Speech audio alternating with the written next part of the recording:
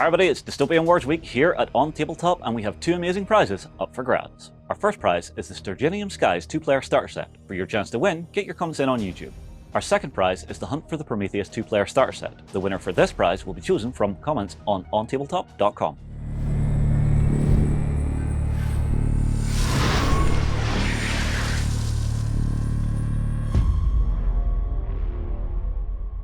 Hello everybody and welcome back to Dystopian Wars week here at OnTableTop. I'm joined by Chris and we're going to be talking about how you can expand Sturginium Skies beyond the box itself and how you can make your fleet do more. So great to have you with us once again. We've played through some games, we've seen how the ships act out, so it's interesting that we're taking the time to sort of broach the subject of where you can go next after you've put this kit together, because there's easily over 1,200 points of crown in here by a substantial way. There's probably something similar for the Imperium. They're already two massive fleets, so when you're playing around with them, what is the sort of the next steps, and where do we take these to get more bang for our buck? Yeah, so we've already talked a lot about how this is a great product to start off. It's designed as a starter set, but then, you know, where do people go next? And sometimes it's quite easy once you've played a few games to have a look at what's out there and kind of start to get a feel for the way you want to move your fleet on. Yeah. The next kind of ships. Do you want more of the same? Do you want a second box? Do you want another Stark Imperium? Do you want a Zeppelin? For some people, it's not so easy. Yeah. So we've made a couple of products which expand the starter sets that we already have. So we have a Beyond Sturginium Skies. Okay. Which serves as a really good extension to Sturginium Skies. It gives you some extra units for both the Imperium and the Crown. Those units are for the Imperium, the Hockmeister.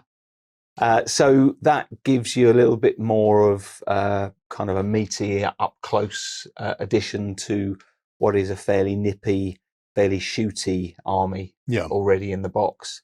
So the Metzger or the Hockmeister, whichever way you want to build it, has unexpected arrival. So it pops up exactly where you want it, and certainly where the enemy doesn't want it, and starts cleaving things in two with its massive Zweihander.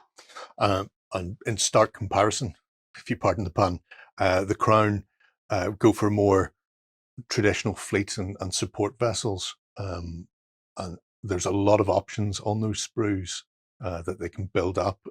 So what sort of things do you think people will be aiming towards? I know my favorites from it because I built some of them, and I really like the Athelstane's fragmentation. There are just so many dice there, and when facing something like the Stark, that would be where my eye's drawn to. It's volume of dice to try and hammer down those defenses early on. But are there any other sort of things that you would look for in the squadron? Well, anyone who has played Sturginium Skies straight out of the box, or anyone that's watched the video that we made, will see that there is a clear advantage, some might say, for the Imperium with the SRS tokens. Sure. So having the ability to put a couple of Hotspur on the table to counter that actually gives you the same amount of SRS tokens as the Stark Imperium could put on the table, which means that you've got either something that can act as a counterbalance in intercepting those messes coming out of the Stark Imperium, but also you can place them in the offense and start to take things down, or gang up on the Stark Imperium to try and get that off the table, because it's kind of a linchpin model, really. Once you've got the Stark Imperium down, it's kind of the backbone of what the Imperium have on the table. There's a lot of points tied up in it. It's not saying that the other units are suffering or it's detrimental once the Stark's gone, because they are more than capable of punching back equally hard. It's also interesting because having the SRS there, you've got the options then of offense or defense, and also then if people then start to build their lists further beyond that, you can add those things like the Hotspurs can be accompanying vessels to other battleships and your flagships within your fleet. So you can start to really spread out from initially what is a fairly tight set for both sides, but you can really start to branch out and explore those avenues further as well.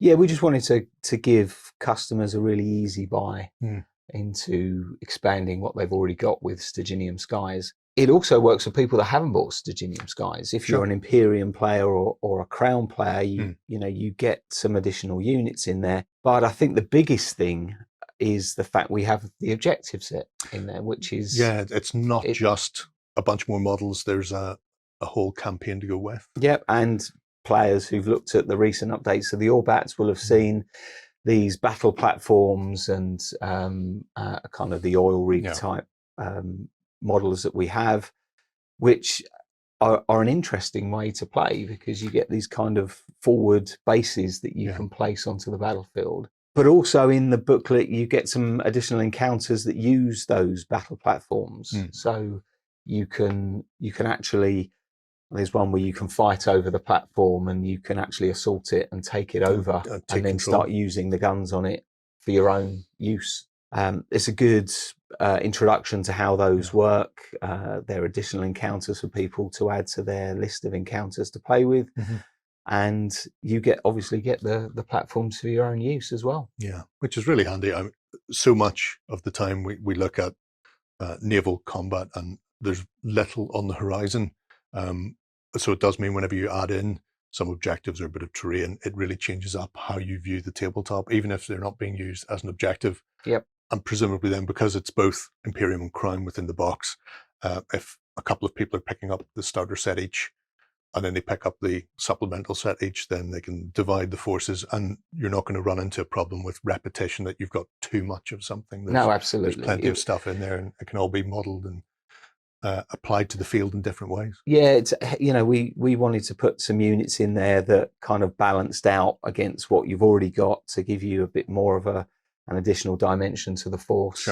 As well as just being fun and interesting. And of course, the Hockmeister is a really popular product. Everybody loves them. So I can imagine it is in a big way. I have to say, though, that the Crown Squadron is really nice. And having built the Athelstanes, I was a little bit, I wouldn't say I was annoyed, but if I had more, then I could build some of the Agincourts as well for that long range bombard as well, the massive mortar on it. And I mean, it's a real difficult choice. Yeah. What do you go for? Do you go for the carrier? Do you go for the flak? And of course, you've got a barrage as well. So if you go for the Athelstans, you've got a way to try and counter the SRS tokens as well that you get from the Stark Imperium. So there are some different options that you have within that box, and it's just difficult to choose sometimes. Fantastic stuff.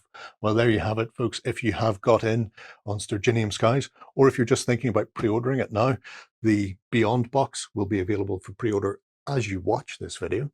So if you're looking to dive into Dystopian Wars, now is a great time to do it. If you have any questions, pop them below and we'll pass them across to Chris and the guys. Until next time, bye-bye. Hi everybody, it's Dystopian Wars week here at OnTableTop, and we have two amazing prizes up for grabs. Our first prize is the Sturginium Skies 2-player starter set. For your chance to win, get your comments in on YouTube. Our second prize is the Hunt for the Prometheus 2-player starter set. The winner for this prize will be chosen from comments on OnTableTop.com. Go ahead and check out our other content on screen now. And while you're at it, why not hit subscribe and remember to ding our dong. Go on, you know you want to click it. Go on.